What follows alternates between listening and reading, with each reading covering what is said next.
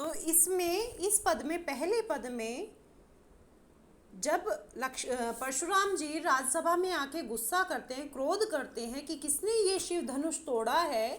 किसकी ये हिम्मत हुई, किसकी जुर्रत हुई जिसने ये शिव धनुष तोड़ा है। तो परशुराम जी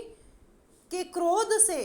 श्री राम जी नम्र स्वभाव में उलट होके बिल्कुल नरम स्वभाव में कहते हैं कि हे नाथ, शंभु के धनुष को तोड़ने वाला, शंभु के धनुष को भंजनिहारा, हे नाथ, शिव के धनुष को तोड़ने वाला हो ही क्यों एक दास तुम्हारा, आपका ही कोई ना कोई एक सेवक होगा। आयसु कहा कि है किन मोहि, आयसु मतलब आज्ञा दीजिए, क्या आज्ञा है, आप मुझे आज्ञा दीजिए। सुनी रिसाई बोले मुनि को ही, ये सुन के मुनि जो है परशुराम जी वो बोलते हैं, क्या बोलते हैं, सेव को सोजो करे सेवकाई, सेवक वो होता है जो सेवकाई के काम करता है। अरि करनी करी करिए लड़ाई, अरि मतलब दुश्मन, शत्रु, शत्रुता के कार्य करने वाला, अरि करनी शत्रुता के कार्य करने वाला, शत्रुता के कार्य करने वाले से तो लड़ाई की जाती है, युद्ध किया जाता है। सुनो राम जे ही शिव धनु तोड़ो,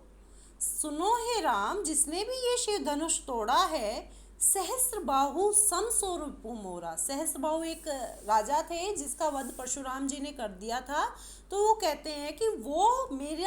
मेरे लिए सहस्र बाहु की तरह शत्रु है, रिपु है।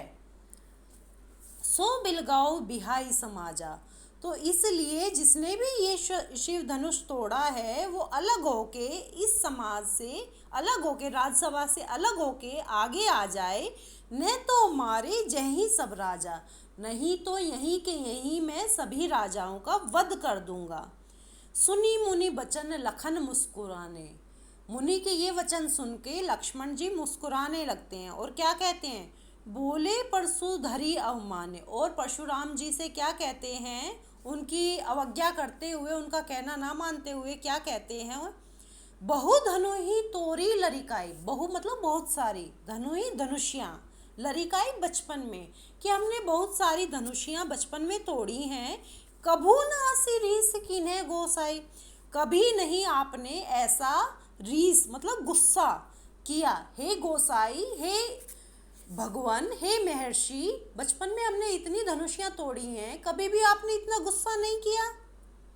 यही धनु पर ममता की ही हेतु, इसी धनुष पर, यही धनु पर की ममता, इस धनुष पर इतना प्रेम क्यों है।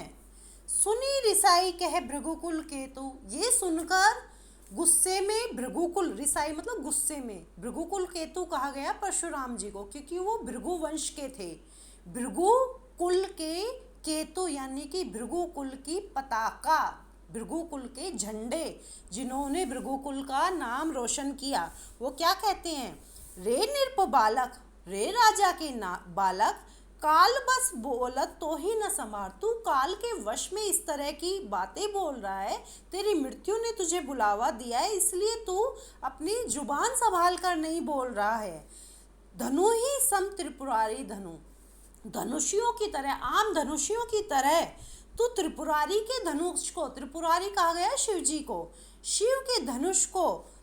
आम धनुषियों की तरह गिन रहा है। उनके धनुष को विदित सकल संसार, विदित मतलब जानता है, सकल सारा, उनके धनुष को तो सब पूरा संसार जानता है, उनका धनुष तो पूरे विश्व में प्रसिद्ध है और तू उसको मामूली धनुष समझ रहा है।